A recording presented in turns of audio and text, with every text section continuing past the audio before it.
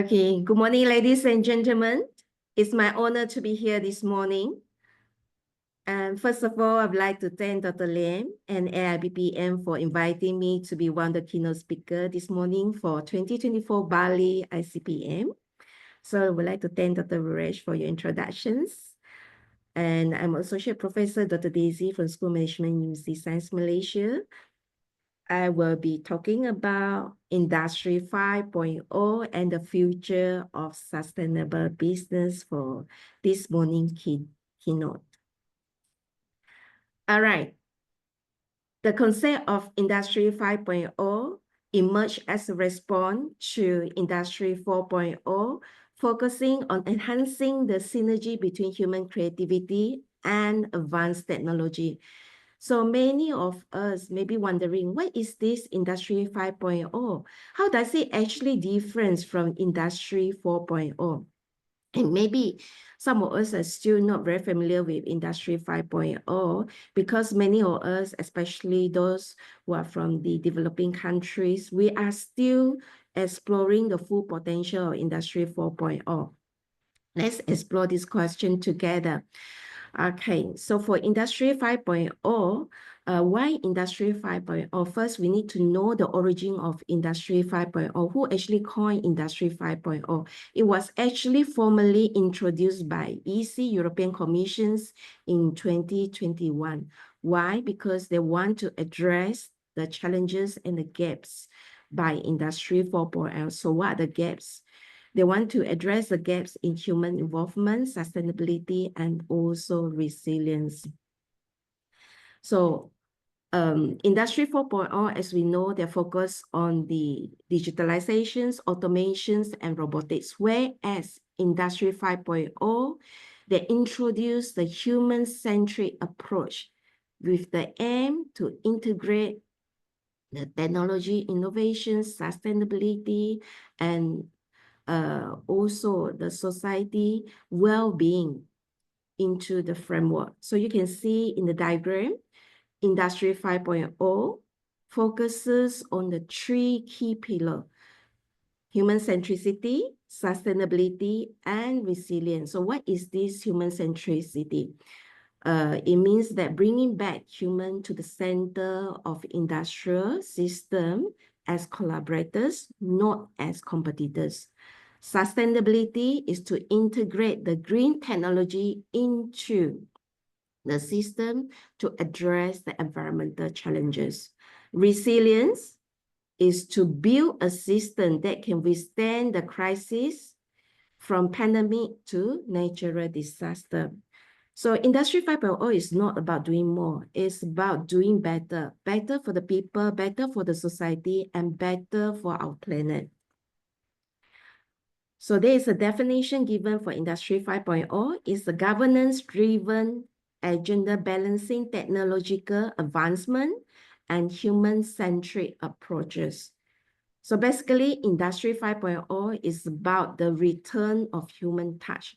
I personally define it as Industry 5.0 as an advanced industrial paradigm that integrates technology innovations, human-centric practices, and sustainability to drive the economy, environmental, and social growth. So why Industry 5.0 is to address the gaps and challenges of Industry 4.0. For example, the gaps in the human involvement and also the sustainability as well as the resilience. So the objective is to emphasize the three main pillars. Okay, as I mentioned, human centricity, sustainability, and resilience. And it actually aligns with the United Nations Sustainable Development Goal.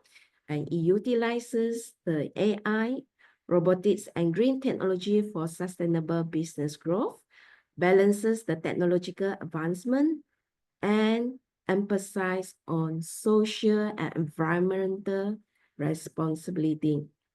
So this is a clear picture to show the difference between Industry 4.0 and Industry 5.0. So you can see here the focus of Industry 4.0 look at the automation, digitalizations, and robotics, whereas Industry 5.0 focuses on the human sustainability, and also the resilience. What are the key technologies for Industry 4.0? The Internet of Things, artificial intelligence, robotic, cloud computing, big data, whereas Industry 5.0 focuses on collaborative robotics, or what we call or term as cobots. Okay, so collaborative robotics means cobots, and green technology or green technology systems. So what is the human role in Industry 4.0 versus Industry 5.0? You can see that Industry 5.0 focus and emphasize on the return of human touch in the industrial system, bringing the human back to the center of industrial system as compared to Industry 4.0, whereby the human involvement is minimized in the productions. What are the objectives? In terms of objective, Industry 4.0 optimize the productivity and efficiency. Industry 5.0 balance the productivity with the societal and environmental well-being. Industry 5.0 acknowledge the progress, and the progress must be aligned with the societal and environmental well-being.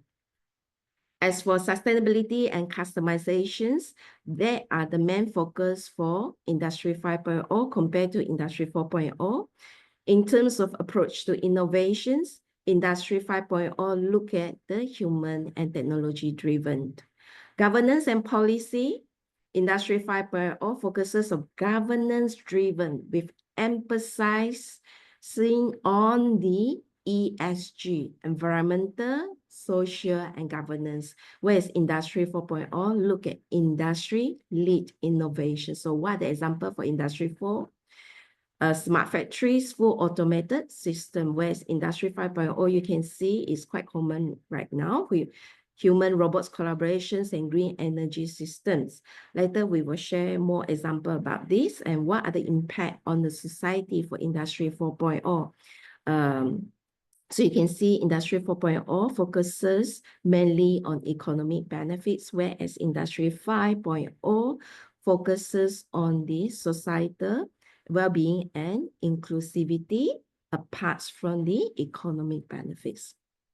So I hope this will actually help you to see the difference between Industry 4.0 and Industry 5.0. So what does the implication, what does it actually mean for emerging economies or developing countries? For nations such as Malaysia, Indonesia, and countries that are in the developing world where Industry 4.0 may be still in the infancy stage, or maybe we are still exploring to the full potential of Industry 4.0. Industry 5.0 offer an opportunity rather than a challenge. For example, we may not be having a full implementation of Industry 4.0, but we can integrate the lesson that we learn from Industry 5.0. For example, avoiding the pitfall to replace the human, because Industry 5 emphasizes on the return of human touch to bring back the human into the center of industrial system, for example, cobots. And we also look at sustainable development. Industry 5.0 aligns with the United Nations SDG, that is to enable our industry to grow without depleting the resources. Lastly, is about putting people at the center. Industry 5.0 ensure that technological progress benefit all segments of society, including the rural community. Let's look at some of the example whereas developed nations had already integrated Industry 5.0.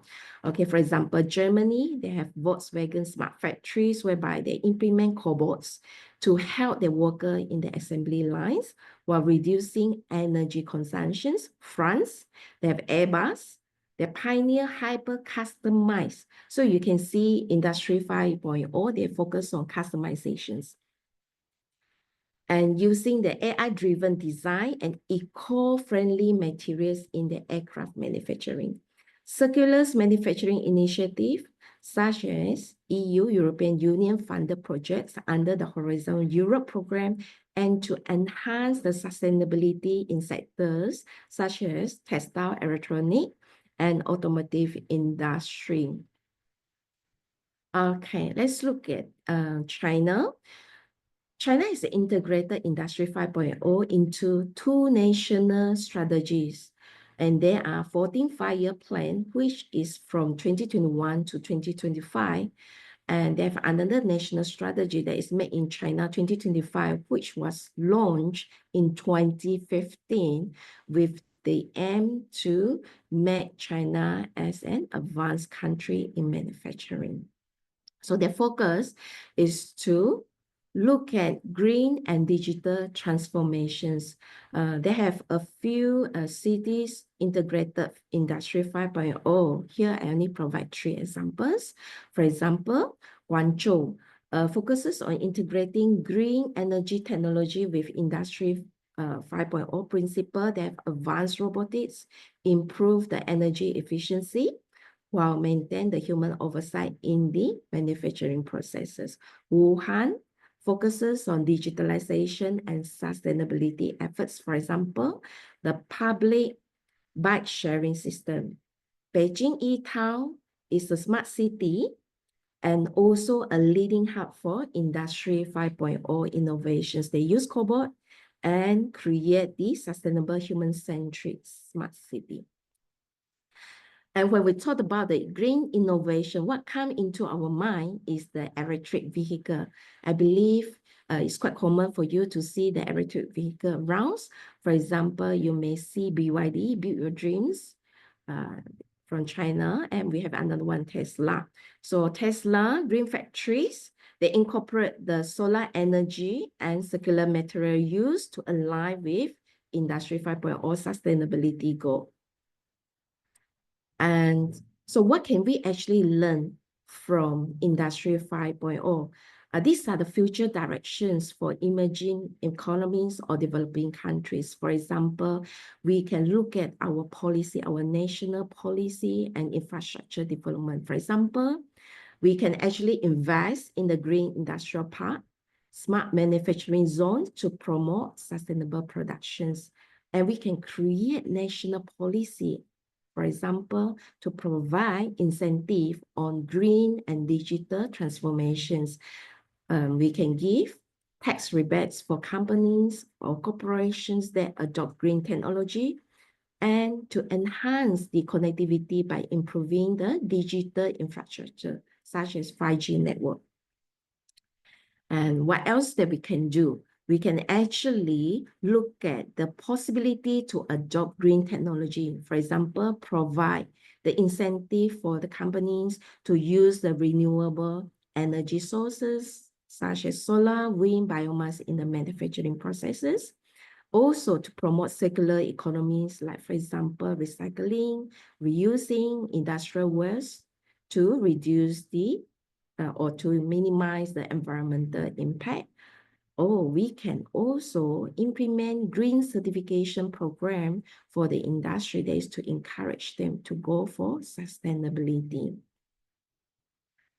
And lastly, we can have regional collaborations to encourage cross-border collaborations between Malaysia, Indonesia, and other Asian countries to share the best practices. And we also can look at nations that will actually integrate Industry 5.0 and use them as a guideline for our countries, or jointly, we can jointly develop the Industry 5.0 hub among Asians, focusing on the smart city, green technology, and sustainable agriculture. So I would like to conclude my presentation. Industry 5.0 is still in the early stages. However, the emphasis on the human and environmental value is refining the future of industrial practices worldwide. It actually presents a transformative roadmap for sustainable manufacturing. So I would like to mention Industry 5.0 is not a replacement of Industry 4.0. It's basically, we should view it as a natural evolutions, and it's actually a call to actions that is a call for the industry to look at the environmental and societal well-being, and let's embrace Industry 5.0 as a present imperative, and together we build industry that are not only smarter, but also more sustainable and inclusive. Thank you so much. And pass the time over to Dr. Ruresh. Thank you.